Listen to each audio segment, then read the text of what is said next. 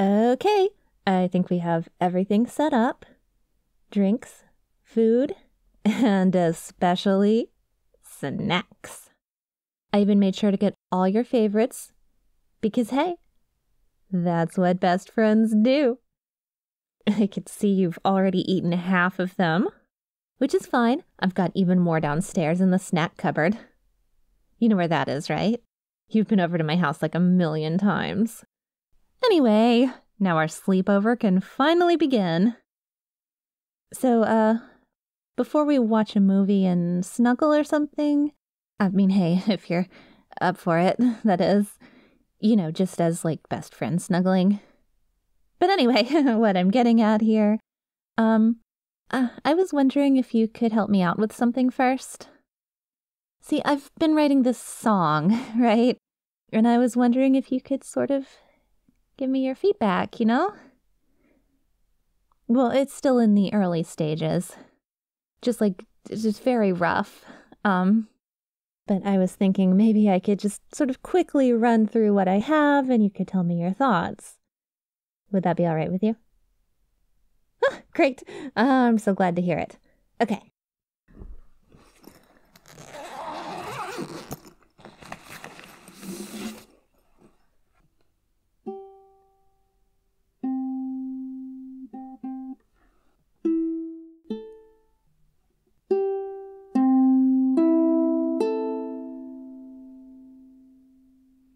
Okay, here goes. There was a girl who looked like me, lived in a house like this, you see. There was something drove her around the bend, and she had this friend of hers with an eye color just like yours. She loved them as so much more than a friend. Her friend, her friend, her friend, her friend. I'm begging of you, please don't be so dense. Her friend, her friend, her friend, her friend. Read between the lines, it just makes sense. So, what do you think of the girl so far? Nothing's wrong with her so far, right? Right. Nothing is wrong with her. She didn't do anything wrong. She's completely normal, very relatable. Anyway, she madly loved, had all the feels, crazy nuts, head over heels. She lost her marbles over this dumb friend. And maybe that's not all she'd lose if the friend could finally choose. But they were so oblivious, that friend. Her friend, her friend, her friend, her friend. I'm begging of you, please don't be so dense. Her friend, her friend, her friend, her friend. Read between the lines, it just makes sense. She really loved her friend, I guess, but she could not bear to confess. What if she was rejected by her friend?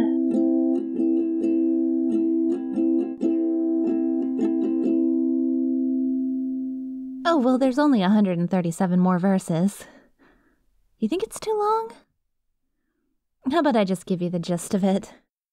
Well, see, the main girl is worried that confessing could ruin their friendship. And that's maybe the one real emotional connection she has. Everything else feels so lifeless and fake. So she really doesn't have the heart to confess directly. There's too much she could lose. So she tries to sort of feel things out. If you get what I'm saying? Huh? She tries to make little allusions here and there, trying to test her friend's reaction, seeing if it's okay to confess yet. Sometimes she even flirts in a sort of indirect way, but her friend is hopelessly dense, so this sort of method never really works for her. She even asks to snuggle, like, a lot. There's like 12 verses of that. And when she gets to, she always makes these flirty remarks like, "You're so good at snuggling. I wish I was the girlfriend of someone who could snuggle like you." Something like that. I don't know anything that rhymes with snuggle, but anyway, the friend still doesn't get it, of course. So the girl does everything. She even always makes sure to keep all of the friend's favorite snacks in her cupboard. But of course, the significance of this goes unnoticed. Okay, so, now what do you think of her so far? Yeah, right? So far so good. She didn't do anything wrong. There's nothing wrong with her trying to be indirect and test the waters. Nothing wrong with her trying to protect her relationship and her happiness. If anything, the friend should have really noticed her feelings. Am I right? But I'm still not done. Let me, get on with it. So the girl just really can't get enough of her friend. She wants to be romantic with them. She wishes they were a couple. But she just can't seize that dream. So, she fantasizes a little bit. You know, innocent little fantasies. Everyone has them about their crush, right? She does too. Innocent little fantasies like holding hands with them, hugging them, getting married to them, but that's still not enough. And she just wants to bring that fantasy just a little bit into reality. So she takes a photo she has of her and her friend together, and then she edits it a little bit to make it look like a wedding photo, wedding dress and all. And it makes her so happy to finally have a bit of reality to her fantasy. You know, something tangible. She looks at that photo every day. And every night, she makes it her phone background. She frames a copy and even sleeps next to it. It's the one thing that gives her peace of mind when she's usually such an insomniac from not getting her happily ever after. But she can't be satisfied with that. Not with just a photo, it's still missing something. Her fantasy just still isn't physical enough. She thinks of all the times she snuggles her friend, and how lovely it would be to feel like that even when they weren't around to snuggle. So, she thinks about her friend's sweater, and how, if she wore that, it'd sort of feel like she was snuggling them all the time. And she needs that. Obviously, she needs that. It's obvious. She needs that very, very much. So, one day, when her friend isn't paying attention, she ever so deftly swipes the sweater and replaces it with an identical one. She gets away with it completely. Criminal mastermind. She keeps a straight face the entire day. She smiles to her friend as usual. She laughs with them as usual. They don't suspect a thing. And she loves the sweater. She treasures it and cherishes it and goes to sleep wearing it every night, pretending like it's her friend all around her, not just their sweater. And I would ask you what you think about her right now, but I already know the answer. It's fine. She's fine. She didn't do anything wrong. She's just acting out of love. Nothing wrong with that. Nothing wrong with loving her friend who has your eye color and your hair color and happens to love the exact same snacks as you. There's nothing wrong with this character being a little romantic.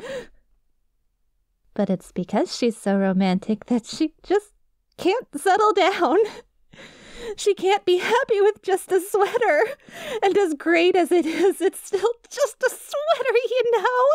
It's not as great as the real thing. And she's just torn apart that she can't spend more time with her friend. Every second that she's away from them, it's just eating away at her insides little by little all the time. And she just can't take it anymore. She can't. She wants to spend every waking second with them, but obviously that's not possible. So she starts watching that friend. It starts with just watching them from behind the bushes at first. Or maybe from behind a car or something. And she wakes up smiling every day, knowing that today she can watch her friend again. Then after a while, she gets an idea. A brilliant idea. She sets up cameras, very hidden cameras, the kind you wouldn't notice. She sets them up all over the places that her friend frequents. And of course, she especially makes sure to set up plenty in their room. So now she can watch them all the time. They probably wouldn't let her sleep over every day, right? That would be unreasonable. But now she can watch her friend fall asleep every single night. It's almost like they're a couple. But they're not. They're not a couple. She's a great character, right? You don't have to say anything because I already know. She's fine. She's fine. She's perfectly fine. She didn't do anything wrong. But like I was saying, they're not a couple. And in a way, watching her friend all the time through her cameras makes her extremely aware of that. Because, yes, she can see all the things her friend does, but that also shows her all the attention they get from other people. And she just feels so neglected. When she sees them sharing meals with others, she thinks, that should be me sharing that meal with them. When she sees them laughing and joking with others, she thinks that should be me. When she sees them talking to others, she thinks that should be me. And she tries to keep it together. Of course she tries. She never does anything wrong. She tries to bury her feelings deep down within her heart because she doesn't want to hurt all those people coming in between her and her friend. Even though she might. She doesn't want to be destructive or harmful, especially not around her sweetheart. But there's no way to keep a burden like that all inside, right? Her jealousy, her resentment toward her feelings of neglect. They all get a bit more heated, day after day, until inevitably the entire thing boils over. So she invites her friend over to a sleepover just like this one. And the one thing she wants more than anything is just to be accepted. But it's so hard to even ask for that. If she tries to be direct, she just stutters like a bumbling idiot. So she confesses about her feelings. She confesses about all the things she did, but she does it in a very indirect way. She confesses as if it were just a song, just a character who felt and did all those things, and not her. But she's worried. She's still so worried. What if she isn't accepted? What if they try to run away? So she has a backup plan. She has some rope that she keeps under her bed. It looks just like my bed, right here. And she drugged the snacks that her friend ate earlier. You know, the very same kind of snack that you helped yourself to just now. That way they can't get away, even if they wanted to. But why would they want to? She didn't do anything wrong. Don't you think so, too? Don't you? Don't you? Well, so how does the song end? What do you think the friend will do? Are you going to leave?